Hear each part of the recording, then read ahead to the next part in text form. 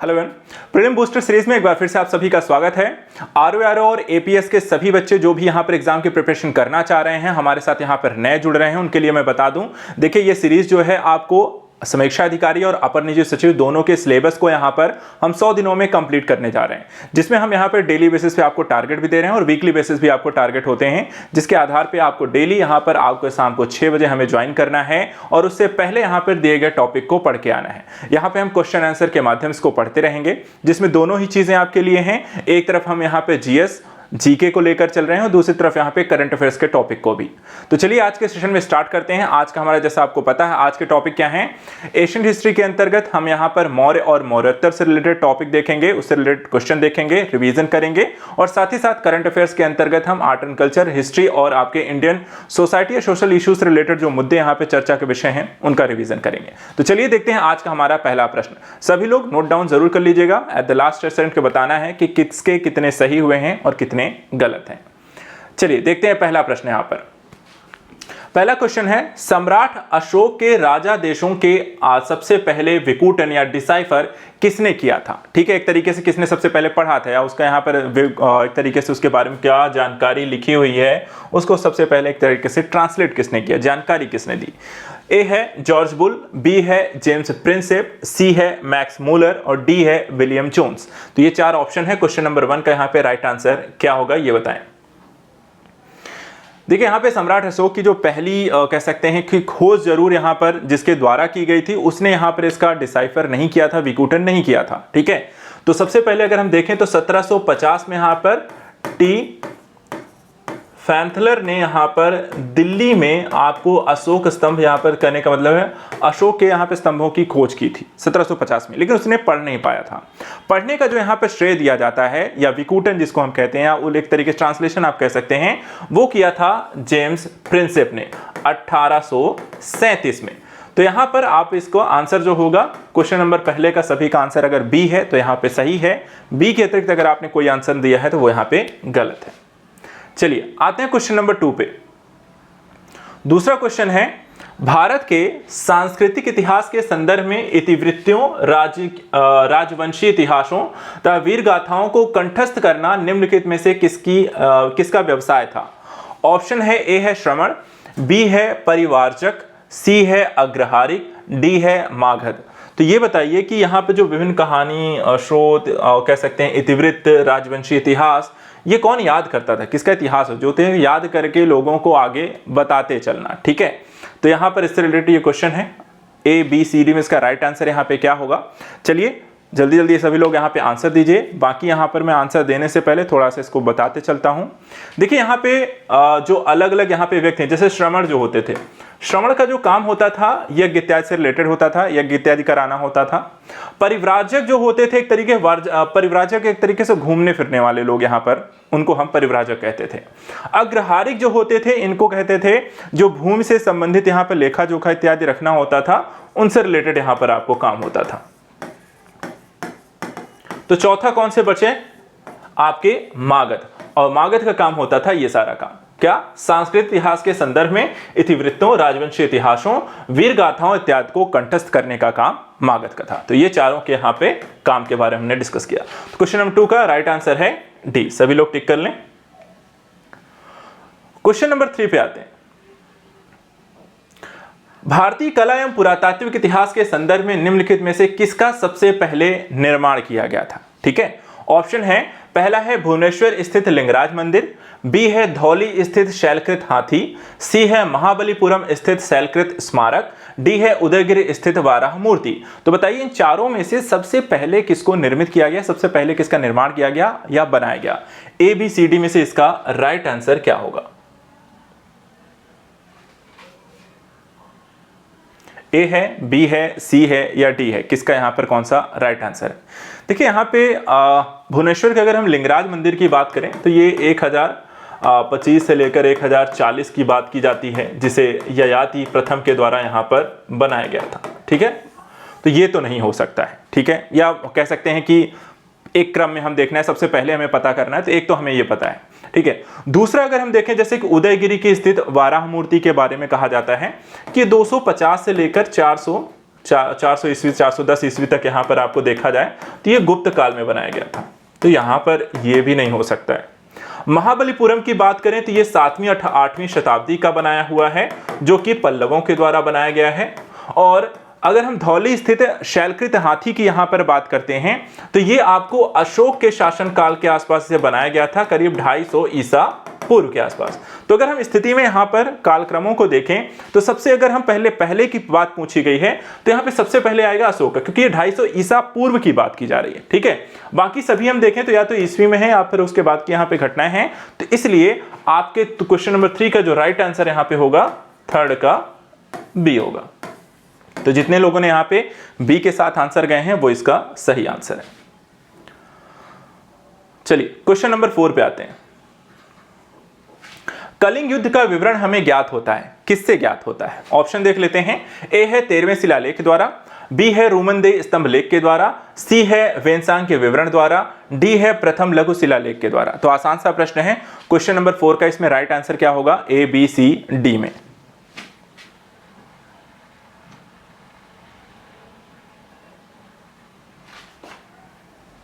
तो question number 4 का यहाँ पे कलिंग युद्ध के बारे में जो जानकारी हमें यहाँ पे मिलती है वो हमें किससे मिलती है? 13वें शिलालेख से। 13वें शिलालेख में कलिंग युद्ध इत्यादि के बारे में जानकारी इसमें दी गई है। साथ ही साथ अगर हम देखें तो इसमें आपको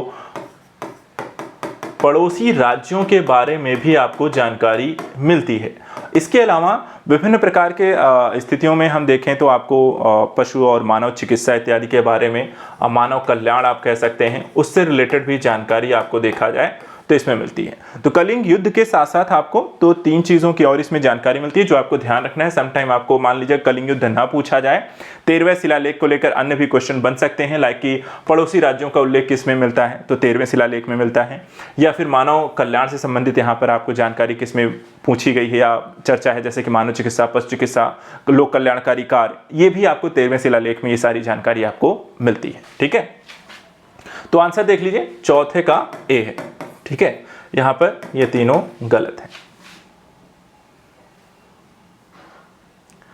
अगला है, देखिए अशोक के अभिलेखों को लेकर काफी क्वेश्चन आते हैं। ठीक है, और अलग अलग तरीके से पूछे जाते हैं। जैसे हमने यहां पर 2-3 क्वेश्चन रखे हैं वो भी अलग अलग तरीके से, ताकि आपका एक रिवीजन जरूर रहे। अभिलेख, स्तंभ लेख, लघु शिलालेख, इनको लेकर काफी क्वेश्चन बनते हैं। तो अशोक के निम्नलिखित अभिलेखों में से किसमें दक्षिण भारतीय राज्यों का उल्लेख है? दक्षिण भारतीय राज्यों का। ठीक है, अब क्वेश्चन देखते हैं इसमें। ऑप्शन है तृतीय मुख्य अभिलेख, द्वितीय मुख्य शिलालेख, नवा मुख्य शिलालेख या प्रथम स्तंभ अभिलेख। तो ए, B, C, D. Question number 5 का इसमें राइट आंसर क्या होगा? चलिए बताना है आपको किसमें दक्षिण भारतीय राज्यों का उल्लेख मिलता है। Question number 5। चलिए इसमें यहां पे आंसर की अगर हम बात कर लेते हैं, देखिए यहां पे जो जानकारी है वो है द्वितीय मुख्य शिलालेख को लेकर के। यहां पर दक्षिण भारतीय जो राज्यों की जानकारी इसमें मिलते हैं, उस समय दक्षिण भारतीय राज्य कौन कौन से वो भी मैं बता देता हूं। उसमें अगर आप देखें तो चोल, चेर जिन्हें केर्यपुत्र भी कहते थे, पांड्य और सतीपुत्र, ये 4 उस समय के आपको दक्षिण भारतीय आपके राज्य हुआ करते थे, जिनका उल्लेख यहाँ पे अशोक ने अपने द्वितीय यहाँ पर मुख्य शिलालेख में वर्णित किया हुआ है। तो क्वेश्चन नंबर यहाँ पे 5 का जो राइट आंसर होगा, क्वेश्चन नंबर 5 का राइट आंसर है आपका बी है। ठीक है, चलिए क्वेश्चन नंबर 6 देखते हैं। इंडिका का लेखक कौन था? बहुत आसान सा प्रश्न है। प्लूटार्क, जस्टिन, हेरोडोटस या मेगास्थनीज? क्वेश्चन नंबर 6 का आंसर बताइए। इंडिका का लेखक यहां पे कौन था? प्लूटार्क, जस्टिन, हेरोडोटस या मेगास्थनीज? देखिए मेगास्थनीज इंडिका हम सबको पता है। ठीक है, क्वेश्चन नंबर 6 का मेगास्थनीज यहां पर इंडिका, ये क्वेश्चन 6 का यहां पे राइट आंसर होगा डी। यहां पर मेगास्थनीज के बारे में एक और तथ्य यह है कि आपका देखा जाए तो मेगास्थनीज आपको सेल्यूकस का यहां पे राजदूत था। ठीक है, सेल्यूकस का मेगास्थनीज यहाँ पे राजदूत था, जो मौर्यकाल में यहाँ पर आपको भेजा जाता है। और मेगास्थनीज यहाँ पे मौर्यकाल के बारे में अपनी इंडिका जो पुस्तक है उसमें विवरण दिया है। विवरण देखा जाए तो वहाँ पर मौर्यकाल, उससे संबंधित चीज़ें जितने उसने देखी, जो उसने सुनी, वहाँ पर उन सारी चीज़ों की जो जानकारी है उसने अपनी पुस्तक को एक रूप दे दिया, जिसका नाम यहाँ पर उन्होंने इंडिका लिखा है। ठीक है, तो यहाँ पर यह ध्यान रखिएगा मेगास्थनीज जो है सेल्यूकस के राजदूत भी थे। क्वेश्चन नंबर 6 का डी है। क्वेश्चन नंबर 7 देखते हैं। कौटिल्य के अर्थशास्त्र को लेकर भी आपसे एग्जाम में काफी प्रश्न बन जाते हैं। ठीक है, इसमें देखिए क्वेश्चन यहां पर है, कौटिल्य के अर्थशास्त्र के अनुसार मौर्यकालीन न्याय व्यवस्था में निम्नलिखित न्यायालय अस्तित्व में थे। कौन से न्यायालय अस्तित्व में थे ये आपको बताना है। पहला है धर्म महामात्र, दूसरा है धर्मस्थी, तीसरा है रज्जुक, चौथा है कंटक शोधन। सही उत्तर के चुनाव में ऑप्शन है ए है 1 और 2, बी है 2 और 3, सी है 1 और 3 और डी है 2 और 4। तो ए बी सी डी में से यहां पर आपको बताना है कि कौन सा राइट आंसर है, कौन सा न्यायालय था जो यहां पर अस्तित्व में था। क्वेश्चन नंबर 7 का आंसर दीजिए।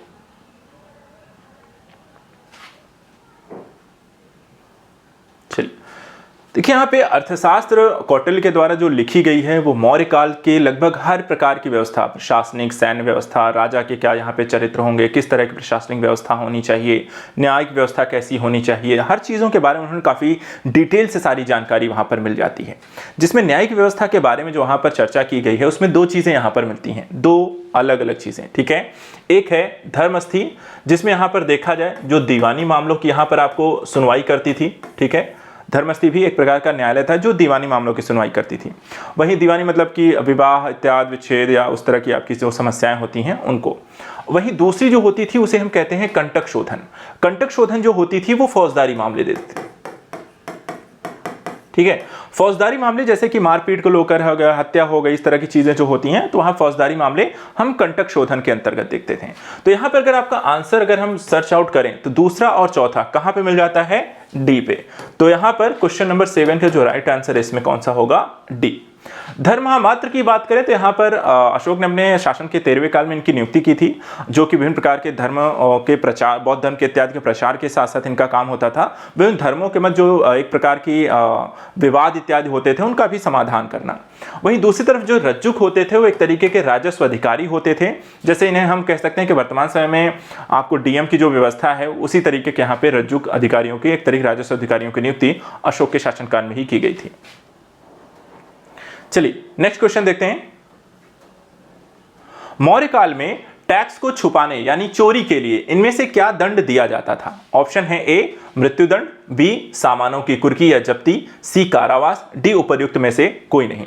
तो जो कर की व्यवस्था थी इसकी भी जानकारी देखा जाए तो आपको अर्थशास्त्र में मिल जाती है, और वहां पर आपको जो जानकारी है अलग अलग प्रकार के कर यहां पर और वसूले जाते थे, और उनको लेकर के यदि किसी प्रकार के कर चोरी की समस्या यहां पर देखी जाती थी तो यहां पर आपको देखा जाए तो दंड के भी प्रावधान थे, और काफी कठोर दंड के प्रावधान थे। ये भी मैं एक हिंट आपको दे दूं तो क्वेश्चन नंबर 8 का इसमें से जो राइट आंसर होगा वो कौन सा होगा, यहां पर ए मृत्यु दंड। आप अगर कर चोरी, वर्तमान समय में देखा जाए कर चोरी में आपको जेल की व्यवस्था है, लेकिन मौर्य काल में देखा जाए कर चोरी एक बहुत बड़ा अपराध माना जाता था, आपको मृत्यु दंड की सजा यहां पर होती थी।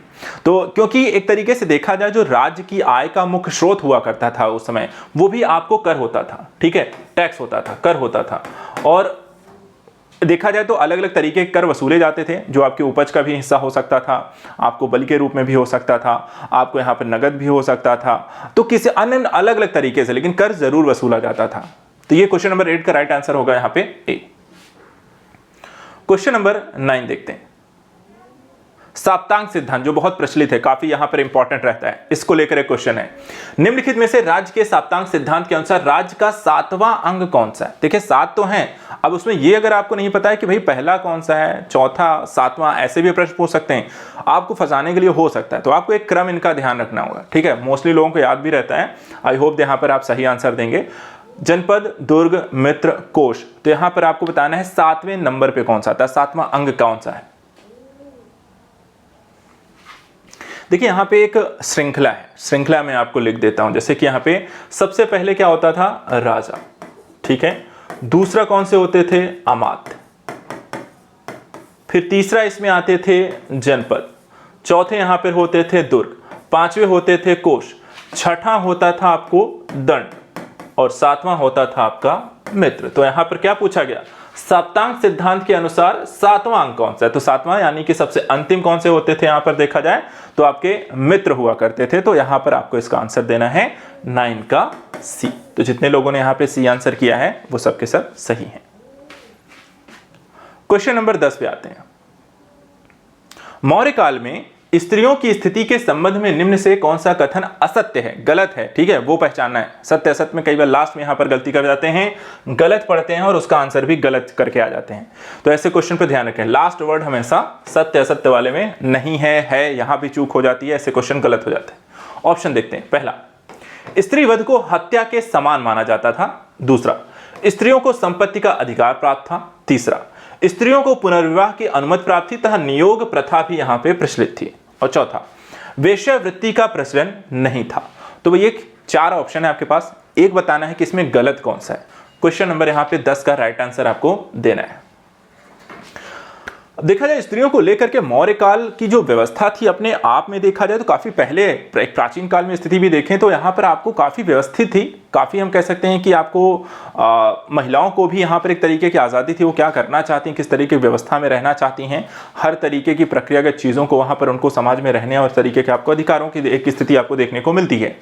जहां पर देखा जाए ऐसा नहीं था स्त्रियों को कोई भी कैसे भी मार देता, कोई पूछने वाला नहीं है, उसको भी हत्या एक प्रक्रिया मानी जाती थी।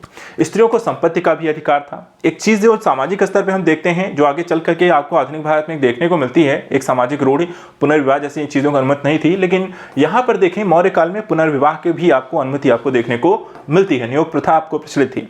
लेकिन चौथी जो बात यहां पर आपको कहता है कि असत्य है, ठीक है, तो यहां पर असत्य ये है, वेश्यावृत्ति का प्रचलन नहीं था। बेसिकली अगर देखा जाए तो यहां पर वेश्यावृत्ति का प्रचलन था, और इसको लेकर के कह सकते हैं कि यहां पर मौर्यकाल में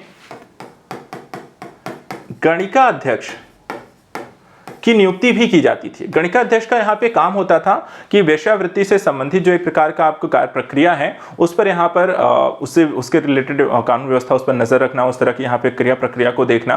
तो यहाँ पर देखा जाए तो महिलाओं को वेश्यावृत्ति करने का अधिकार था। इसको लेकर रूल्स रेगुलेशंस भी यहाँ पर बनाए गए थे। यहाँ पे एक अधिकारी गणिका अध्यक्ष की भी यहाँ पर नियुक्ति की गई थी, जिस तरह की व्यवस्था को यहाँ पर देखा करता था। ठीक है, तो यहाँ पर क्वेश्चन नंबर 10 का जो राइट आंसर होगा, असत्य हमें पहचानना था, तो असत्य है आपका डी, 10 का डी होगा। क्वेश्चन नंबर 11 देखिए, निम्नलिखित में से कौन से सुमेलित नहीं है? ठीक है, सुमेलित नहीं है, फिर से यहां पे नहीं पे फोकस रखिएगा। क्वेश्चन देख लेते हैं क्या क्या है। यहां पे देखिए ऑप्शन दिए हैं ए बी सी डी में। पहला है मास्की रायचूर कर्नाटक, दूसरा है गुर्जरा दतिया मध्य प्रदेश, तीसरा है निट्टूर मैसूर कर्नाटक, चौथा है सासाराम बंगाल।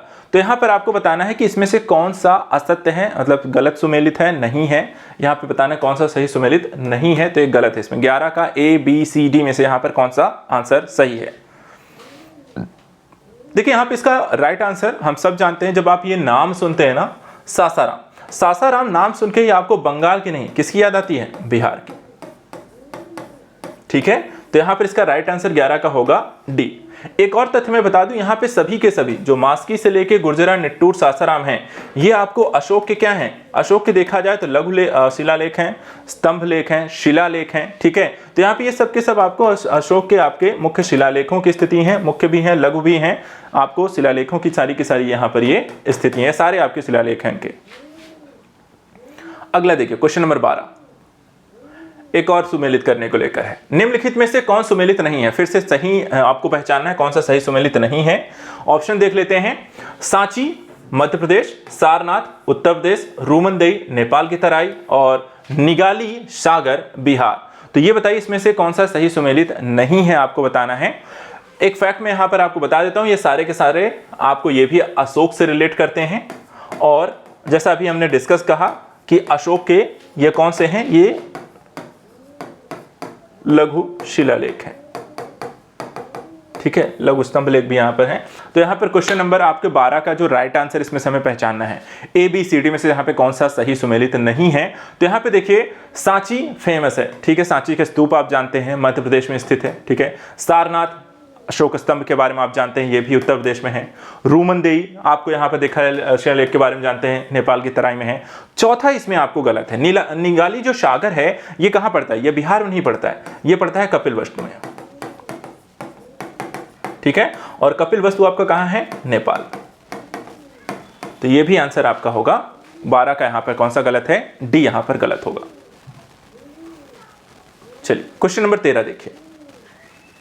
क्वेश्चन नंबर 13 कहता है, निम्नलिखित में से कौन सा सुमेलित नहीं है? ठीक है, ऑप्शन है एक तरफ सीता राजकीय भूमि से होने वाली आय, भाग उपज का हिस्सा, बलि एक प्रकार का राजस्व कर, डी हिरण्य अनाज के रूप में कर।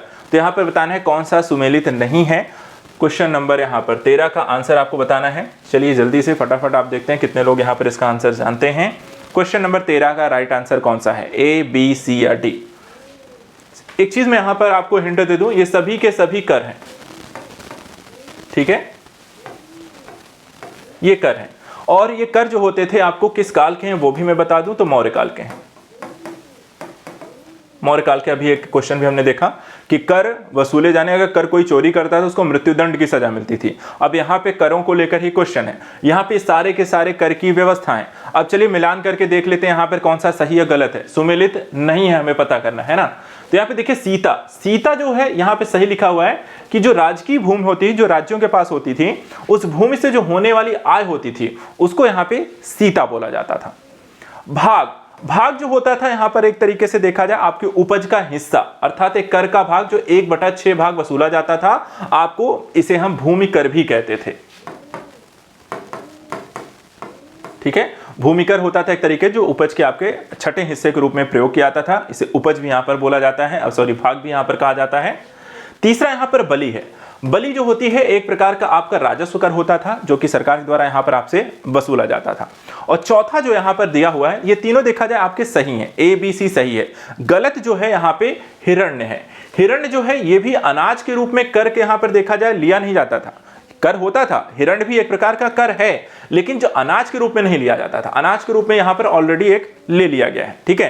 तो यहां पर क्या लिया जाता था, ये नगद, नगद रूप में लिया जाने वाला कर जो होता था वो हिरण्य होता था। तो क्वेश्चन नंबर 13 का यहां पे जो राइट आंसर होगा वो डी है। चलिए क्वेश्चन नंबर 14 देखते हैं। 14 क्या कहता है, जब राजा दरबार में बैठा हो तो उसे प्रजा से बाहर प्रतीक्षा नहीं करवानी चाहिए, ठीक है। उपर्युक्त कथन किसका है? ऑप्शन देख लेते हैं। ए है प्लिनी, बी है मेगास्थनीज, सी है एपियानस और डी है चाणक्य। तो यहां पर आपको आंसर बताना है, एक कथन है किसके द्वारा कहा गया है। कई बार इस तरह कथन क्वेश्चन आपसे पूछ ले जाते हैं, तो आसान सा प्रश्न है, ज्यादा समय नहीं लगना चाहिए। ए, बी, सी या डी में से इसका राइट आंसर आपके हिसाब से क्या होगा? देखा जाए तो यहां पर जब राजा दरबार में बैठा हो तो उसे प्रजा की प्रतीक्षा नहीं करवानी चाहिए। देखा जाए तो चाणक्य ने राजा कैसा होना चाहिए इसके संदर्भ में यहां पर काफी व्याख्या से जानकारी दी हुई है, जहां पर यह कथन भी आपको चाणक्य का ही है, जो अर्थशास्त्र में वो बताते हैं कि राजा कैसा होना चाहिए, उसके प्रजा के देखा जाए तो आपका हितैषी होना चाहिए, प्रजा के बारे में सोचना चाहिए, ठीक है। तो यहां पर क्वेश्चन नंबर 14 का जो राइट आंसर है आपका डी है। एक और क्वेश्चन, प्रजा के सुख में राजा का सुख निहित है और प्रजा के हित में उसका हित, यह कथन किसका है? एक और कथन कारक क्वेश्चन है। ऑप्शन देख लीजिए, चाणक्य, मेगास्थनीज, जस्टिन, प्लिनी। अब बताइए यहां पर यह कथन किसका है? प्रजा के सुख में राजा का सुख निहित है, यह कथन किसका है? यह भी आपको आसान है, मैंने हिंट आपको पहले ही दे दिया था कि चाणक्य ने राजा के संदर्भ में कैसा होना चाहिए, उसकी स्थिति कैसी होनी चाहिए, प्रजा के बारे में सोचना चाहिए। तो यहां पर देखिए, प्रजा के सुख में राजा का सुख निहित है, प्रजा के हित में उसका हित, एक तरीके उसकी सोच ऐसी होनी चाहिए। क्वेश्चन नंबर 15 का ए आंसर यहां पे राइट है। क्वेश्चन नंबर 16 पे आते हैं। ये सारे क्वेश्चन हमने जो अभी तक देखे ये सब मौर्य काल से है। अब हम आते हैं अगले टॉपिक पर, मौर्योत्तर काल को लेकर क्वेश्चन देखते हैं। देखिए मौर्योत्तर काल में काफी सारे अलग अलग राजाओं के शासनकाल हमें देखने को मिलते हैं, जिसमें यहां पर देखिए क्वेश्चन है, शक संवत पर आधारित राष्ट्रीय पांचांग कैलेंडर का एक चैत्र ग्रेगोरियन कैलेंडर पर आधारित 365 दिन के सामान्य वर्ष की निम्नलिखित तिथियों में से किस एक के तदनुरूप है? ऑप्शन देख लेते हैं। पहला कहता है 22 मार्च अथवा 21 मार्च, 15 मई अथवा 16 मई, 31 मार्च अथवा 30 मार्च, 21 अप्रैल अथवा 20 अप्रैल। तो यहाँ पे ये बताना है कि हमारा जो राष्ट्रीय पांचांग है वो शक संवत जो है वो कब से प्रारंभ होता है, ठीक है। एक हिंदू नववर्ष की हम बात करते हैं, भारत का यहाँ पे राष्ट्रीय पांचांग के साथ जो हम नववर्ष मनाते हैं, एक होता है कि हाँ 1 जनवरी को मनाते हैं, जो कि आपको देखा जाए तो आपको यहाँ पे ग्रेगोरियन कैलेंडर के हिसाब से मानते हैं। लेकिन भारत में देखा जाए जो नववर्ष की स्थिति है वो हम कम से मनाते हैं, ठीक है। उसके बारे में ये क्वेश्चन आपसे पूछा गया है। तो यहाँ पे बहुत सिंपल सा क्वेश्चन है, सभी को पता होगा, ठीक है। आंसर कौन सा है? ए। देखा जाए तो इस समय यहां पर जब कुषाण जो होता है, आपको कुषाण में आपको देखा जाए जब कनिष्क यहां पे शासक बनता है, ठीक है। तो कनिष्क यहां पे शासक जब बनता है 78 ईस्वी में, तो वहां पर वो आपको उसी समय से यहां पे शक संवत की शुरुआत करता है और वो जो माना जाता है वो कब से है, चैत्र माह के आपको 22 मार्च या 21 मार्च से इसे माना जाता है राष्ट्रीय पंचांग के अनुसार, और नए वर्ष की यहाँ पे स्थिति प्रारंभ होती है। तो क्वेश्चन नंबर 16 के यहाँ पे राइट आंसर होगा ए। जितने लोगों ने यहाँ पे टिक किया है ए उसका सही आंसर होगा। क्वेश्चन नंबर 17 पे आते हैं। 17 देखिए क्या है, निम्नलिखित में से कौन सा एक अन्य जो तीनों के समसामयिक नहीं है ये बताना है। तो यहाँ पे देखिए ऑप्शन है, पहला है बिंबिसार, दूसरा है गौतम बुद्ध, तीसरा है मिलिंद, चौथा है प्रसेनजीत। तो कौन सा अन्य तीनों के समकालिक नहीं है? कहने का मतलब है कि तीन जो हैं एक समय काल में रहे हैं और चौथा जो है उस समय काल का नहीं है, ठीक है, अलग समय काल का व्यक्ति है। तो यहां पर बताना है ए बी सी डी में से कौन सा ऐसा व्यक्ति माना जाता है या उसका समय काल अलग है। इसमें अगर हम देखें आपके लिए ऑप्शन है कि जो शासक अलग है वो एक हिंद यवन शासक है, एक विदेशी शासक है, और यहां पे देखिए उसका एक अन्य नाम यहां पर है मिनांडर,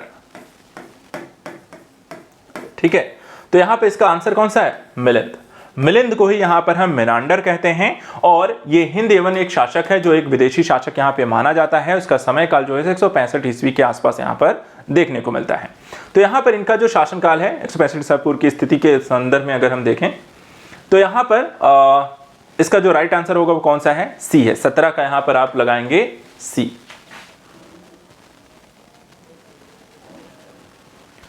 अगला क्वेश्चन, निम्नलिखित में से किसने भारत में स्वर्ण सिक्कों का प्रचलन नियमित रूप से किया था? ऑप्शन में है विम, कडफिशस, कुजुल, कडफिशस, कनिष्क या हर्मवीस। ये बताना है आपको किसने भारत में स्वर्ण सिक्कों का प्रचलन नियमित रूप से उपयोग में लाया है। देखा जाए तो इसका जो श्रेय है आपको ये पूरा का पूरा किसको जाता है, कुषाण वंश को।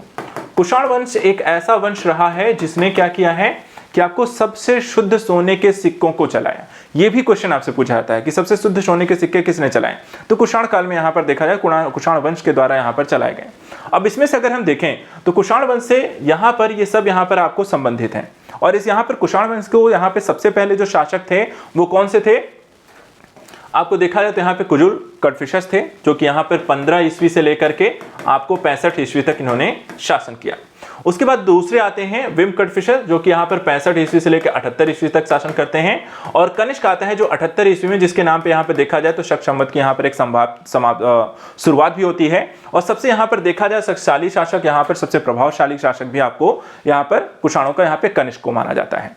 अब इसमें से जो क्वेश्चन है उसका आंसर अगर हम कहें कि किसने भारत में स्वर्ण सिक्कों का प्रचलन नियमित रूप से उपयोग किया, तो वो आंसर है आपका विम कडफिशस यानी कि ए। तो क्वेश्चन नंबर 18 का जो राइट आंसर है वो कौन सा होगा, यहां पर ए है। क्वेश्चन नंबर यहां पे 19 देखते हैं। बिना बेगार के, ठीक है, बिना बेगार के किसने सुदर्शन झील का जीर्णोद्धार कराया है? ऑप्शन देख लें, ए है चंद्रगुप्त मौर्य, बी है बिंदुसार, सी है अशोक और डी है रुद्रदामन प्रथम। तो क्वेश्चन नंबर 19 का यहां पर आंसर बताएं। ए बी सी डी में इसका राइट आंसर क्या होगा? देखा जाए जो आपकी सुदर्शन झील है उसके बारे में कुछ डिटेल में देता हूं, बाकी लोग अपना आंसर तब तक देते रहें। सुदर्शन झील आपको स्थित कहां है? गुजरात में, ठीक है, गुजरात में यहां पर देखा जाए इसका वर्तमान जो स्थिति है सुदर्शन झील की। और सुदर्शन झील का देखा जाए यहां पे जीर्णोद्धार पूछा गया है, ना कि निर्माण पूछा गया है। जबकि निर्माण अगर देखा जाए तो निर्माण यहां पर आपको मौर्य के समय और काल में हुआ है, ठीक है, मौर्य काल में हुआ है। लेकिन यहां पर इसको जीर्णोद्धार जो कराने का श्रेय जाता है वो जाता है यहां पे रुद्रदामन प्रथम को जाता है, ठीक है। रुद्रदामन प्रथम को अगर हम देखें तो यहां पर ये काफी संस्कृत प्रेमी भी माने जाते हैं, और इनको ही यहां पर सुदर्शन झील के श्रेय का, बिना बेगार के सुदर्शन झील का जीर्णोद्धार कराने का श्रेय जाता है। तो 19 का यहां पे जो राइट आंसर होगा वो 19 का आपका डी है। सभी लोग टिक कर लें। ये क्वेश्चन आपके एग्जाम में पूछे भी गए, ठीक है, इनको ध्यान रखिएगा। चलिए अगला क्वेश्चन देखिए। अगला क्वेश्चन है, कनिष्क के सारनाथ बुद्ध प्रतिमा अभिलेख की तिथि क्या मानी जाती है? ए है 78 ईस्वी सन, बी है 81 ईस्वी सन, सी है 98 ईस्वी सन और डी है 121 ईस्वी सन। तो यहां पे बताना है कनिष्क के सारनाथ बुद्ध प्रतिमा अभिलेख की स्थिति आपके लिए क्या मानी गई है, एग्जैक्टली यहां पर आपका सन कौन सा है?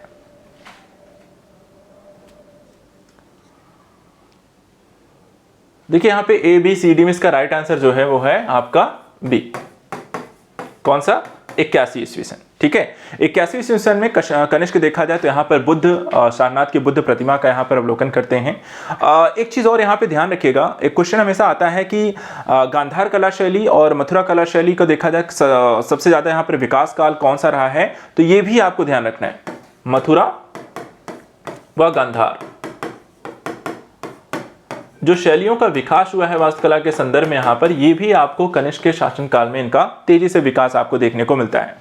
जहां गांधार कला शैली की बात करें तो यूनानी कला शैली है, वहीं मथुरा कला शैली आपको भारतीय कला शैली के संदर्भ में देखी जाती है, और ये दोनों ही कला शैलियां जो हैं आपको कनिष्क शासनकाल में देखी गई हैं।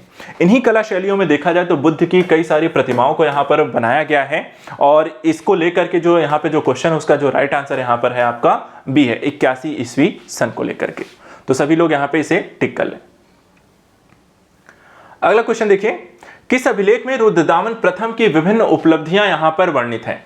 ए है जूनागढ़, बी है भीतरी, सी है नासिक और डी है यहां पर सांची। तो ये बताना है आपको किस अभिलेख में रुद्रदामन प्रथम की यहां पर विभिन्न उपलब्धियों का उल्लेख किया गया। आसान सा प्रश्न है, सभी लोग यहां पर इसे टिक कर सकते हैं। और इनके संदर्भ में देखा जाए तो ये जो अभिलेख है उसके बारे में क्या मैं आपको हिंट दे दूं, तो इस अभिलेख में जो रुद्रदामन के द्वारा यहां पर उपलब्धियां की जानकारी आपको दी गई है, ये संस्कृत में है, और अपने तरीके का ये संस्कृत में पाया गया यहाँ पे पहला अभिलेख है, और इसे हम यहाँ पर एक अन्य नाम से भी जानते हैं, गिरनार अभिलेख। ठीक है, तो गिरनार से आई होप अब तक यहाँ पे क्लियर हो गया होगा कौन सा है, जूनागढ़। ठीक है, तो जूनागढ़ अभिलेख या गिरनार अभिलेख भी इसे कहते हैं, जिसमें आपको देखा जाए तो रुद्रदामन प्रथम उसके शासनकाल के बारे में जानकारी मिलती है, और जो जानकारी है वो मूलतः किस भाषा में है, संस्कृत भाषा में है। तो संस्कृत भाषा को यहाँ पे प्रचार प्रसार बढ़ाने का भी श्रेय आपको रुद्रदामन को यहाँ पर रुद्रदामन प्रथम को आपको जाता है। तो आंसर यहाँ पे होगा क्वेश्चन 21 का जो राइट आंसर है वो कौन सा है, ए है। क्वेश्चन नंबर 22 देखते हैं, शुंग वंश के बाद किस वंश ने भारत पर शासन किया है? ठीक है, शासन काल देखा जाए तो अलग अलग बहुत जल्दी जल्दी शासन चेंज हुए हैं। मौर्योत्तर काल में अगर हम देखें तो यहां पर आपको बताना है शुंग वंश के बाद किसका शासन आया, सातवाहनों का आया, कुषाण का आया, कण्व या कण्व का आया, या गुप्तों का आया। कौन सा शासन काल आपको देखने को मिलता है? ए बी सी डी में से इसका राइट आंसर क्या होगा? इसमें से यहां पर मैं आपको एक जानकारी जरूर दे दूं, यहां पर देखा जाए शुंग वंश का जो शासन काल है वो आपको 185 ईसा पूर्व की एक स्थिति में देखने को मिलता है। तो जो भी शासनकाल आएंगे वो इसके बाद के शासनकाल हमें देखने को मिलते हैं। और इसके जस्ट बाद की बात अगर हम कहें, मतलब पहला हो गया अगर मान लेते हैं हम शुंग वंश का शासनकाल, तो दूसरा किसका है, फिर तीसरा, चौथा, पांचवा। तो बेसिकली हमें सिर्फ सेकंड आपको जानकारी होनी चाहिए। तो यहाँ पर देखिए आता है फिर आपके कर्ण वंश का शासनकाल, जो कि यहाँ पर 75 ईसा पूर्व की एक स्थिति आपको देखने को मिलती है। फिर उसके बाद यहाँ पे देखें सातवाहनों का जो शासनकाल आता है वो 30 ईसा पूर्व की एक स्थिति देखने को मिलती है, और कर्ण कुषाणों का जो शासनकाल आता है वो 15 ईस्वी से हमें यहाँ पर देखने को मिलता है। और सबसे लास्ट में अगर हम देखें तो गुप्त शासनकाल 240-250 ईस्वी में यहाँ पर आपको देखने को मिलता है।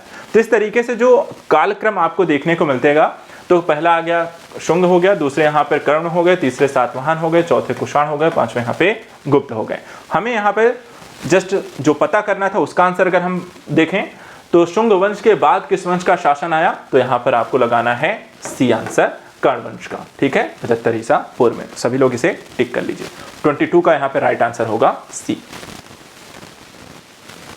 अगला क्वेश्चन देखिए, निम्नलिखित कथनों में से कौन सा एक कथन सत्य नहीं है? ठीक है, सत्य नहीं है यह आपको बताना है। ऑप्शन देख लेते हैं। पहला, पुष्यमित्र शुंग ने 2 अश्वमेध यज्ञ किए। ठीक है। दूसरा, पतंजलि ने पुष्यमित्र के यज्ञ पुरोहित थे। बाणभट्ट ने पुष्यमित्र शुंग को आर्य कहा है, और भरहुत स्तूप बनाने का जो श्रेय है पुष्यमित्र शुंग को दिया जाता है। तो 4 चीजें हैं जो पुष्यमित्र शुंग से रिलेटेड हैं। आपको पहचानना है कि इसमें कौन सा एक कथन सत्य नहीं है, यानी कि गलत कौन सा है। ए बी सी डी में से यहां पर रॉन्ग आंसर कौन सा है, जल्दी से बताएं। क्वेश्चन नंबर 23 का रॉन्ग आंसर कौन सा है आपके हिसाब से कौन सा सही है इसमें से? देखिए यहाँ पे जो सत्य नहीं है, बेसिकली पहला सही है, दूसरा भी सही है, तीसरा भी सही है, चौथा सही है, लेकिन तीसरा यहाँ पे गलत है, सत्य नहीं है। देखा जाए तो बाणभट्ट ने, इनकी अपनी एक पुस्तक है, कौन सी, हर्षचरित्र। हर्षचरित्र में देखा जाए तो यहाँ पर इन्होंने पुष्यमित्र शुंग को आर्य कहा है, ये गलत है। क्या कहा है? हर्षचरित्र में उन्होंने पुष्यमित्र शुंग को अनार्य कहा है। बाणभट्ट देखे जाए तो एक ब्राह्मणवादी रहे हैं और यहाँ पर पुष्प त्रिशुंग जो होते हैं यहाँ पर आपको इनको अनार्य की संज्ञा दी गई है बाणभट्ट के द्वारा अपनी पुस्तक हर्षचरित में। तो क्वेश्चन नंबर 23 का जो राइट आंसर इसमें होगा वो सी है। क्वेश्चन नंबर 24 देखते हैं, निम्नलिखित में से कौन सा शासक वर्ण व्यवस्था का रक्षक माना जाता है। ठीक है, वर्ण व्यवस्था का रक्षक किसे माना गया है देख लेते हैं। पहला है सिमुक, दूसरे हैं खारवेल, तीसरे हैं गौतमीपुत्र सातकर्णी और चौथे यहां पर वासुदेव। तो क्वेश्चन नंबर 24 का आंसर कौन सा है? वर्ण व्यवस्था के रक्षक किसे कहा गया है? एक आंसर इसमें से सही है, ए बी सी या डी, सिमुक, खारवेल, गौतमीपुत्र सातकर्णी या वासुदेव। इसमें देखे जाएं तो इसका जो राइट आंसर होगा वर्ण व्यवस्था के रक्षक जिसे यहां पर हम कहते हैं या घोषित कहते हैं यहां जाना जाता है वो है यहां पर गौतमीपुत्र सातकर्णी। ये देखे जाए तो आंध्र सातवाहन वंश से रिलेट करते हैं, सबसे प्रभावशाली शासक के तौर पे यहाँ पे सातकर्णी को माना जाता है और इन्हें यहाँ पर देखा जाए तो वर्ण व्यवस्था के संरक्षक के तौर पर भी हम इसे जानते हैं। तो यहाँ पर आपको इसको ध्यान रखना है। क्वेश्चन नंबर जो 24 है इसका जो राइट आंसर यहाँ पे होगा गौतमीपुत्र सातकर्णी, जो कि इन्होंने का जो शासनकाल रहा है 140-165 ईस्वी के आसपास देखने को मिलता है। तो 24 का यहाँ पर देखें सी रहेगा। अगला क्वेश्चन है, प्राचीन काल में भारत पर आक्रमणों के संबंध में निम्नलिखित में से कौन सा एक सही कालक्रम है। ठीक है, जैसा हमने कहा कि इस समय कई सारे विदेशी आक्रमण भी होते हैं मौर्योत्तर काल में, तो सही क्रम में कौन सा है? यूनानी शक कुषाण, यूनानी कुषाण शक, शक यूनानी कुषाण या शक कुषाण यूनानी? यहां पे सही कालक्रम कौन सा होगा? क्वेश्चन नंबर 25 का राइट आंसर बताएं।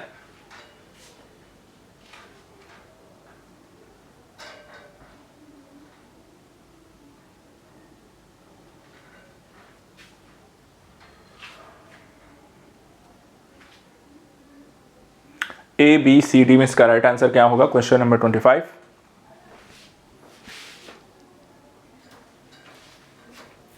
देखिए यहाँ पे इसका जो राइट आंसर इसमें होगा वो है पहला ही है, ज़्यादा कुछ सोचना विचारना नहीं है, ए है। सबसे पहले यूनानी आते हैं जैसे हमने देखा था, सिकंदर इत्यादि आए, फिर यहाँ पे शक आते हैं, लास्ट में यहाँ पे कुषाण आते हैं। लास्ट क्वेश्चन मौर्योत्तर काल को लेकर, इसके बाद हम करंट अफेयर से रिलेटेड क्वेश्चन प्रारंभ करेंगे। लास्ट कथन है कि यह कथन किसका है? एक और कथन कारक क्वेश्चन, मैंने उत्तर को छोड़कर शेष तीनों क्षेत्रों को जीत लिया है। कनिष्क, रुद्रामन, कुजुल कटफिशर्स या नहपान? क्वेश्चन नंबर 26 का राइट आंसर इसमें से क्या होगा? A B C D. ज्यादा कुछ करने को नहीं है, बहुत आसान सा है। यहाँ पर ये जो कथन दिया गया था या कहा गया था वो कहा था कनिष्क ने, तो राइट आंसर होगा ए। कनिष्क ने कहा कि मैंने उत्तर को छोड़ करके दक्षिण भारत के मतलब बाकी तीनों ही क्षेत्र को, पश्चिम दक्षिण उत्तर को जीत लिया। 26 का यहाँ पे राइट आंसर है ए। चलिए आते हैं अब करंट अफेयर से रिलेटेड क्वेश्चन पे। सभी लोग आराम से देखिए क्वेश्चन को, ठीक है? क्वेश्चन देखेंगे, उसका आंसर यहाँ पे एक्सप्लेन करके देखेंगे। सबसे पहले यहाँ पे देखिए क्वेश्चन है, थिरा नृत्य के संबंध में निम्नलिखित कथनों पर विचार कीजिए। पहला है, यह केरल में मालाबार क्षेत्र के उपवनों और मंदिरों में किया जाने वाला एक अनुष्ठानिक नृत्य है। दूसरा, यह कला रूप में मलाया समुदाय के कलाकारों के द्वारा प्रदर्शित किया गया है जिसे पेरू मलायंस के रूप में यहाँ पे जाना जाता है। और तीसरा, थिरा का उद्देश्य देवताओं को अपने जीवन में लाने के लिए एक तरीके के रूप में देखा जाता है। उपर्युक्त कथनों में से कौन सा कथन सही है ये बताना है। ऑप्शन है केवल 1 और 2, बी है केवल 2, सी है केवल 3, डी कहता है कि 1, 2, 3 तीनों ही सही हैं। तो चलिए यहाँ पे इसका आंसर क्वेश्चन नंबर 27 का बताएं, कौन सा इसका राइट आंसर होगा। सभी लोग इसे नोट कर लें, हम इसको एक्सप्लेन करके यहाँ पे चेकआउट करते हैं कि इसका राइट आंसर यहाँ पे क्या है। चलिए सभी लोग नोट कर लिए अपना अपना आंसर। अब चलिए यहाँ पे देख लेते हैं। सबसे पहले तो आंसर ही है आपका डी है, जितने लोगों ने लगाया है डी, यानी कि तीनों ही कथन अपने आप में सही है। व्याख्या देख लेते हैं। देखिए थिरा, जिसे तेयम थिरा के नाम से भी हम जानते हैं, एक और नाम है, थिरा को हम तेयम थिरा भी यहाँ पर कहा जाता है। भारत के केरल और मालाबार क्षेत्र के उपवनों और मंदिरों में किया जाने वाला कैसा नृत्य है? एक अनुष्ठानिक नृत्य यहाँ पर है, इसलिए आपका कथन एक यहाँ पर सही है। दूसरा, यह कला जो है मलाया समुदाय के कलाकारों के द्वारा प्रदर्शित किया जाता है जिसे पेरू मलायंस कहते हैं, इसलिए कथन 2 भी यहाँ पे सही है। तीसरा, इसका उद्देश्य देवताओं को अपने जीवन में लाने एक तरीके से रूप में देखा जाता है, इसमें ताड़ी मादक पेय देवताओं को एक भेंट के रूप में महत्वपूर्ण भूमिका निभाता है और लगभग सभी कलाकार इसके प्रभाव में नृत्य यहाँ पर करते हैं और जो आविष्ट होने की भावना पैदा करने के लिए मदद किया जाता है एक तरीके से। तो एक तरीके से आपको पहला, दूसरा, तीसरा तीनों ही कथन यहाँ पे सही हैं, इसलिए आंसर हो जाएगा आपका डी। अगला क्वेश्चन देखें, जगजीवन राम के संदर्भ में निम्नलिखित कथनों पर विचार कीजिए। ऑप्शन पहला है, उन्होंने अखिल भारतीय दलित वर्ग लीग की स्थापना में महत्वपूर्ण भूमिका निभाई है। दूसरा यहां पर आपको देखें तो उनके स्मारक का नाम समता स्थल या समानता का स्थान है। और तीसरा यहां पर उपर्युक्त कथनों में से यहां पर कौन सा सही है? ए है केवल एक, बी है केवल दो, सी है एक और दो दोनों, डी कहता है ना तो एक सही है ना ही दो सही है। तो क्वेश्चन नंबर 28 का राइट आंसर इसमें से क्या होगा? पहला या दूसरा या दोनों ही गलत है। चलिए फटाफट यहां पर मैं आंसर नोट डाउन कर लीजिए, कौन सा यहां पे सही होगा उसको चेकआउट करते हैं।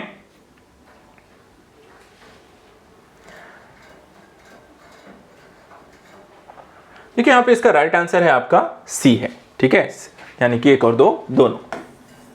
व्याख्या क्या है? जगजीवन राम, जिन्हें बाबूजी के नाम से भी यहाँ पर ये इन्हें लोकप्रिय हैं, इनसे इनके पूरी जीवन काल से संबंधित अलग अलग घटनाओं को थोड़ा सा रिवीजन कर लिया जाए।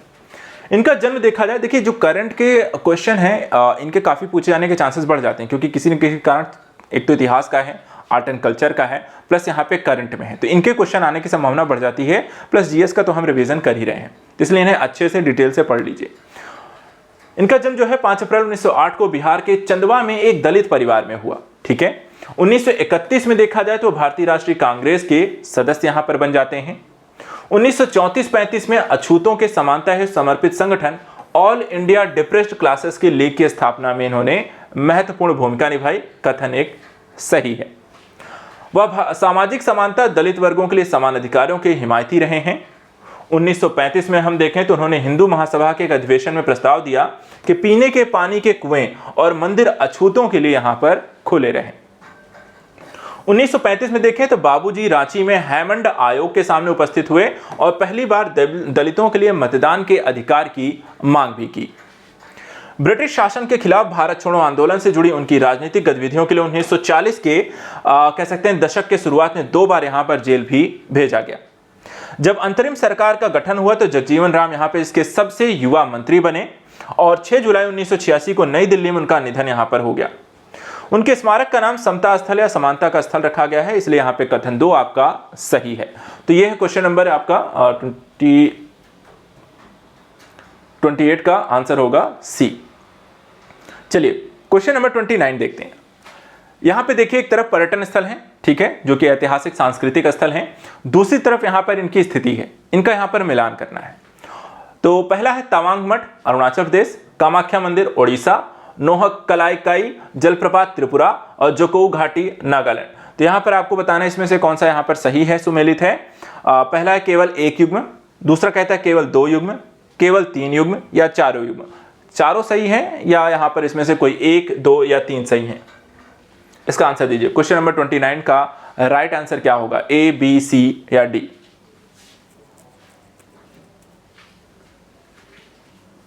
चलिए फटाफट अपने आंसर दीजिए। चलिए इसको चेकआउट कर लेते हैं, सभी लोग नोट डाउन करिए। क्वेश्चन नंबर देखिए 29 का राइट आंसर है यहां पर बी है, ठीक है। क्यों है उसको यहां पे देख ले। सबसे पहले वर्ष 2022 में पूर्वोत्तर के क्षेत्र में वृहद स्तर पर रिकॉर्ड पर्यटन दर्ज किया गया, जिसमें करीब 11.8 मिलियन से अधिक घरेलू पर्यटक और करीब 1 लाख से अधिक यहां पे अंतर्राष्ट्रीय पर्यटक यहां पर शामिल हुए। शीर्ष जो गंतव्य हैं इसमें आता है अरुणाचल प्रदेश, इसमें आपका तवांग मठ जो भारत के सबसे प्राचीन एवं सबसे बड़े बौद्ध मठों में से यहां पर एक है। इसके अलावा नामदफा राष्ट्रीय उद्यान जो कि बाघ, उड़ान गिलहरी, तेंदुओं सहित विविध वनस्पतियों और जीवों का घर है। असम में देखा जाए तो कामाख्या मंदिर है जो देवी कामाख्या को यहां पर समर्पित है, जो श्रद्धेय एक हिंदू मंदिर है। काजीरंगा राष्ट्रीय उद्यान यह यूनेस्को का विश्व धरोहर स्थल है और एक सींग वाले गैंडों का घर है। माजुली द्वीप जो कि यहां पर ब्रह्मपुत्र नदी में स्थित विश्व का सबसे बड़ा नदी द्वीप है और पूर्वोत्तर भारत का एक सांस्कृतिक केंद्र भी यहां पर आपको माना जाता है। तो यहां पर देखिए तो कामाख्या मंदिर आपको देखा जाए तो कहां है? आपका आसाम में है और तवांग मठ जो है आपका अरुणाचल में है। तो इस तरीके से यहां पर उसका आंसर होगा बी। मेघालय और नागालैंड से रिलेटेड जो डेटा यहां पर आपको राज्यों के बारे में जो चर्चा की गई उसमें देखिए क्या था इसमें जो नोह कलिकाई जलप्रपात है ये भारत का सबसे ऊंचा जलप्रपात है, जो कि कहां पर है आपका मेघालय में है। वहीं लिविंग रूट ब्रिज, ठीक है, लिविंग रूट ब्रिज काफी चर्चा में रहा। ये खासी जयंतिया जनजातियों के द्वारा बनाया गया एक अनूठा प्राकृतिक आश्चर्य है, जो कि यहाँ पे जड़ों इत्यादि से यहाँ पर बने हुए हैं। इसके अलावा नागालैंड का जो है हॉर्नबिल फेस्टिवल, जो काफी वर्ल्ड फेमस है आपका, और इस त्योहार का नाम हॉर्नबिल पक्षी के नाम पर रखा गया है, जो नागा जनजातियों के लोकगीत और परंपरा के प्रतीक के रूप में यहाँ पे प्रतिष्ठित है। इसके अलावा जुकू घाटी, यह घाटी अपने आश्चर्यजनक परिदृश्य, विविध वनस्पतियों और जीवों के लिए यहाँ पे प्रसिद्ध है, अतः यहाँ पर देखा जाए तो ये विकल्प यहाँ पे सही है। तो इस तरीके से आपको पूरा आंसर जो है इसमें देखें, क्वेश्चन का राइट आंसर जो होगा वो यहाँ पर बी, यानी कि केवल 2 युग्म ही यहाँ पर आपके सही हैं। जुकोऊ घाटी जो यहाँ पे नागालैंड दिया था वो यहाँ पे गलत हो गया है आपका, और कामाख्या मंदिर देखा जाए जो उड़ीसा है वो भी यहाँ पर आपका गलत है। तो जुकोऊ घाटी सही है। यहाँ पे दूसरा तीसरा कामाख्या जो है असम में आपको पड़ गया। नोह कलाई जलप्रपात जो है त्रिपुरा में नहीं पड़ता है, कहाँ पड़ता है आपको मेघालय में। तो यहाँ पे 2 चीजें आपके लिए इसमें गलत। चलिए अगला देखते हैं क्वेश्चन नंबर 30 को। 30 यहाँ पे क्या कहता है कि बाल संदिग्धों के आकलन के लिए दिशा निर्देश के संबंध में निम्नलिखित कथनों पर विचार कीजिए। पहला है, किशोर न्याय बोर्ड यानी कि जेजेबी संदिग्ध बच्चे का प्रारंभिक आकलन करने के लिए जिम्मेदार होगा और बोर्ड को बच्चे को पहली बार उसके सामने लाए जाने की तारीख से 6 महीने के भीतर इस आकलन को पूरा करना होगा। दूसरा, जेजे अधिनियम जो है 2015 बच्चों के द्वारा किए गए अपराधों को 2 श्रेणियों में वर्गीकृत करेगा, गंभीर अपराध और जघन्य अपराध। उपरोक्त कथनों में से कौन सा सही नहीं है? ठीक है, केवल 1, केवल 2, 1 और 2 दोनों, ना तो 1 ना ही 2। तो यहां पर गलत बताना है, अर्थात सही नहीं है कौन सा है। क्वेश्चन नंबर 30 का राइट आंसर इसमें से क्या होगा? 1, बी, सी या डी? चलिए आइए देखते हैं इसका आंसर क्या है। देखिए इसका आंसर है आपका सी है। ठीक है, इसमें देखिए किशोर न्याय बोर्ड, जिसे हम जेजेबी भी कहते हैं, यानी जुवेनाइल जस्टिस बोर्ड, तो किशोर न्याय बोर्ड को लेकर के यहाँ पे देखा जाए संदिग्ध बच्चे के प्रारंभिक आकलन करने की यहाँ पे जिम्मेदारी दी गई। आंसर पहले यहाँ पर सी लिखा हुआ है। ठीक है, जेजेबी बच्चे को पहली बार उसके सामने लाए जाने की जो तारीख है वो 3 महीने के भीतर इसका आकलन यहाँ पे पूरा करना होता है, तो इसीलिए यहाँ पर आपका पहला ही गलत हो जाता है। दूसरा यहाँ पर देखा, इस अधिनियम 2015 बच्चों के द्वारा किए गए अपराधों को 3 श्रेणियों में वर्गीकृत किया जाता है, छोटे अपराध, गंभीर अपराध और जघन्य अपराध। इसलिए कथन 2 भी यहाँ पर सही नहीं, क्योंकि वहां पे सिर्फ 2 श्रेणियों में वर्गीकृत करने की बात कही गई। छोटे अपराधों में वे शामिल है जिनके लिए किसी भी कानून के तहत अधिकतम 3 वर्ष की सजा की कैद है, और गंभीर अपराध की शामिल में न्यूनतम कारावास 3 वर्ष और अधिकतम यहाँ पर देखा 7 वर्ष से अधिक नहीं होगी। जघन्य अपराधों में जो शामिल हैं उनके लिए भारतीय दंड संहिता किसी अन्य कानून तहत न्यूनतम 7 वर्ष की सजा, उससे अधिक का भी यहाँ पे कारावास हो सकता है। तो अलग अलग अपराधों की श्रेणियों में अलग अलग सजा के प्रावधान यहाँ पर किए गए हैं। अगला क्वेश्चन, उत्तर मेरूर अभिलेख के संदर्भ में निम्नलिखित कथनों पर विचार कीजिए। पहला, शिलालेख जो राजाराज चोल के शासनकाल समय का है, जो गांव के स्वशासन कार्य प्रक्रिया का विस्तृत वर्णन यहां पे प्रदान करता है। दूसरा, ग्राम सभा विशेष रूप से ब्राह्मणों से यहां पर बनी थी। ए है केवल 1, बी है केवल 2, सी है 1 और 2 दोनों, डी है ना तो 1 और ना ही 2। तो यहां पर इसका राइट आंसर क्वेश्चन नंबर 31 का कौन सा है? ए, बी, सी या डी?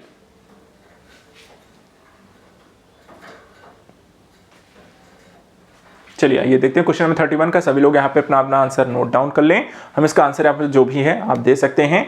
चेकआउट करते हैं यहाँ पे इसका राइट आंसर क्या है। देखिए 31 का जो राइट आंसर होगा वो है आपका, इसमें एक एक करके इसको चेकआउट पहले कर लें। देखिए एक एक कथन देखते हैं। पहला देखें यहाँ पे कि शिलालेख जो है परांतक प्रथम 907 से 953 ईस्वी के शासनकाल में गांव के स्वशासन कार्य करने का एक विस्तृत विवरण प्रदान करता है, जो कि यहाँ पर देखा जाए आपको कथन एक इसलिए आपका सही नहीं होगा। दूसरा, यह सभा विशेष रूप से ब्राह्मणों से बनी है। शिलालेख उन परिस्थितियों का विवरण भी प्रदान करता है जिसमें सदस्यों को हटाया जा सकता है, इसलिए कथन 2 यहां पर आपका सही है।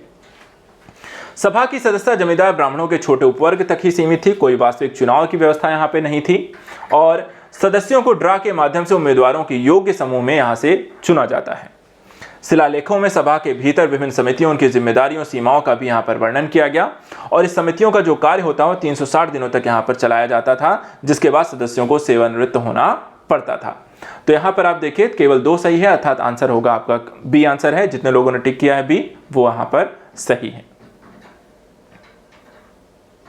अगला क्वेश्चन, भारतीय विरासत से संबंधित निम्नलिखित प्रावधानों पर विचार कीजिए। पहला, संविधान का अनुच्छेद 49 राज्य पर यह दायित्व डालता है कि वह संसद के द्वारा घोषित राष्ट्रीय महत्व के प्रत्येक स्मारक या स्थान या कलात्मक या ऐतिहासिक हित की वस्तु की रक्षा करे।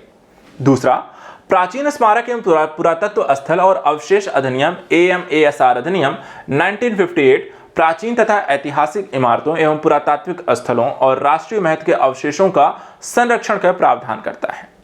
उपर्युक्त कथनों में से कौन सा यहाँ पे सही है? ए कहता है केवल एक, बी कहता है केवल दो, सी कहता है एक और दो दोनों, डी कहता है ना तो एक और ना ही दो। तो यहां पर बताइए क्वेश्चन नंबर 32 का इसमें राइट आंसर क्या है? क्वेश्चन नंबर 32 ए है, बी है, सी है या डी है?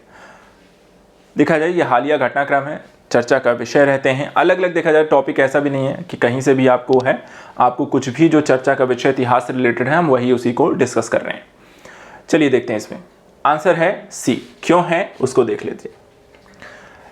संविधान का अनुच्छेद 49 ठीक है, जो कहता है कि राज्य के नीति निर्देशक सिद्धांत राज्य पर एक दायित्व डालता है और संसद के द्वारा घोषित जो राष्ट्रीय महत्व के हर स्मारक, स्थान, कलात्मक, ऐतिहासिक वस्तु की रक्षा करे।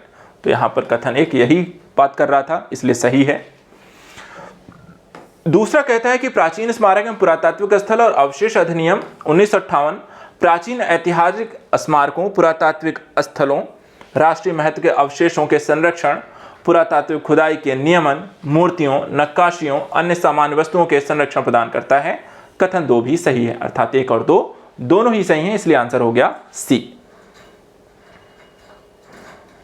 अगला क्वेश्चन है, सौराष्ट्र तमिल संगमम के संबंध में निम्नलिखित संबंधों पर विचार कीजिए। निम्नलिखित कथनों पर विचार करिए। पहला है, यह एक ऐसा त्योहार है जिसका उद्देश्य भारत की सांस्कृतिक विविधता और विरासत को बढ़ावा देना है। दूसरा, यह उत्सव तमिलनाडु राज्य में आयोजित किया जा रहा है। उपर्युक्त कथन में कौन सा सही है? केवल एक, केवल दो, एक और दो दोनों, ए ना तो एक और ना ही दो। तो ए बी सी डी में से इसका राइट आंसर क्या होगा? क्वेश्चन नंबर 33 का यहाँ पर आंसर आपको बताना है। तो सभी लोग यहाँ पर अपने आंसर को टिक कर लें, फटाफट आंसर दीजिए। हम फिर इसके डिस्कस देखेंगे कि इसका यहाँ पर सही होता है। ठीक है, बाकी सब काउंट आउट कर लीजिएगा। सबसे लास्ट में आपको बताना जरूर है किसके कितने यहाँ पे राइट होते हैं। देखिए यहाँ पे इसका राइट आंसर है सबसे पहले तो ए सही है। क्यों सही है भाई? क्योंकि यहाँ पे देखिए सौराष्ट्र जो है तमिल संगमम एक त्योहार है जिसका उद्देश्य भारत की सांस्कृतिक विविधता, विरासत को यहाँ पे बढ़ावा देना, इसलिए कथन एक तो सही है। यह गुजरात में कई स्थानों पर आयोजित किया जा रहा है जिसमें सोमनाथ, द्वारका, केवड़िया और स्टैच्यू ऑफ यूनिटी में शामिल है, इसलिए यहां पर देखा जाए तो कथन दो आपका सही नहीं है, केवल एक इसका राइट आंसर होगा। तो ए इसका सही आंसर है। तो जितने लोगों ने यहां पर ए दिया है वो इसे टिक कर सकते हैं, क्वेश्चन ए आपका सही है। अगला देखिए क्वेश्चन नंबर 34, थिरुनेल्ली मंदिर के संदर्भ में निम्नलिखित कथनों पर विचार कीजिए। पहला, यह मंदिर भगवान अयप्पा को समर्पित है। दूसरा, मंदिर की वास्तुकला पारंपरिक केरल शैली की वास्तुकला का अनुसरण करती है। उपर्युक्त कथनों में से कौन सा यहां पर सही नहीं है? ए कहता है केवल एक, बी कहता है केवल दो, सी कहता है एक और दो दोनों, डी कहता है ना तो एक और ना ही दो। तो क्वेश्चन नंबर 34 का इसमें राइट आंसर क्या है? थिरुनेल्ली मंदिर को लेकर के यहाँ पे दोनों ही जो ऑप्शन है उसमें से सही आपको बताना है, सॉरी सही नहीं है वो आपको बताना है। क्वेश्चन नंबर 34 ए, बी, सी या डी? चलिए आइए देखते हैं इसका राइट आंसर क्या है। देखिए यहां पे इसका जो व्याख्या हम यहां पर देख रहे हैं, इसमें देखिए थिरुनेल्ली जो मंदिर है इसमें आपको अमलका या सिद्ध मंदिर के नाम से भी इसे जाना जाता है और केरल के वायनाड जिले में विष्णु मंदिर भी इसे हम कहते हैं, अर्थात विष्णु को यहां पर समर्पित मंदिर है। मंदिर का जो नाम है घाटी में एक आंवला के पेड़ पर आराम कर रहे भगवान विष्णु की मूर्ति से मिलता है, जिसे भगवान ब्रह्मा ने ब्रह्मांड की परिक्रमा करते हुए यहाँ पे खोजा था, इसलिए यहाँ पे कथन एक आपको सही नहीं है। थिरुनेल्ली मंदिर की जो वास्तुकला के बारे में अगर हम देखें तो यहाँ पर इसकी वास्तुकला पारंपरिक केरल शैली का अनुसरण करती है। मंदिर में एक आंतरिक गर्भगृह है जिसकी छत की संरचना टाइल से बनी हुई है और इसके चारों ओर एक खुला प्रांगण है, अतः कथन दो यहां पर आपका सही है। तो केवल दो यहां पर आपका सही है, इसलिए आपका आंसर होगा, जितने भी लोगों ने बी आंसर टिक किया है केवल दो यहां पर आपका सही है।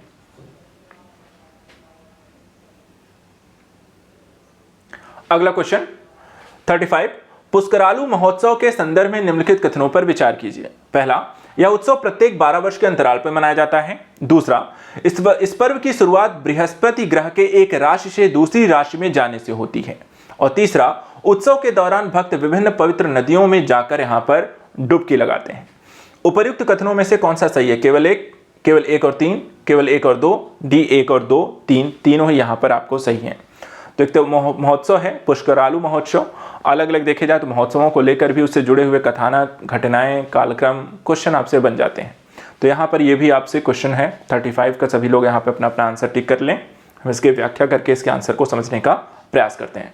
क्वेश्चन नंबर देखें 35 का जो राइट आंसर इसमें है वो कौन सा है? डी है। ठीक है, इसमें देखिए वाराणसी में 12 दिवसीय आपको पुष्करालु महोत्सव का मनाया गया। यह गंगा पुष्करम की तरह ही है। इस उत्सव को पुष्करालु तेलुगु में पुष्करा या पुष्कर के नाम से भी जाना जाता है। यह एक ऐसा पर्व है जो हर 12 वर्ष में यहाँ पर ग्रहों के गोचर विशेष संयोग के कारण यहाँ पर आता है, इसलिए कथन एक सही है। ज्योतिष शास्त्र के अनुसार हर नदी में एक राशि से जुड़ी होती है। उस उत्सव की शुरुआत तब होती है जब बृहस्पति ग्रह एक गोचर राशि से दूसरी गोचर राशि में प्रवेश करते हैं, इसलिए कथन 2 भी सही है।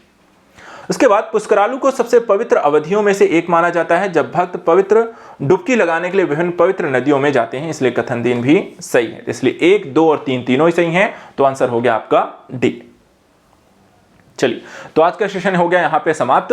सभी लोग यहाँ पे अपना काउंट आउट करके बताइएगा किसका कितना यहाँ पे सही हुआ है। आज के सेशन की हम समाप्ति करेंगे। कल फिर से यहाँ पर अपना शाम को 6 बजे एक बार फिर से मिलेंगे 2 और टॉपिक को लेकर, गुप्त और गुप्तोत्तर को लेकर के, और साथ ही साथ करंट अफेयर्स और आपके घटनाक्रम जो भी होंगे आर्ट एंड कल्चर्स को, उनको लेकर के। तो आज के लिए इतना ही। Thank you so much. Topic को पढ़ लीजिए, अपना रिवीजन करके रखिएगा कल के टॉपिक का। Good luck and thank you.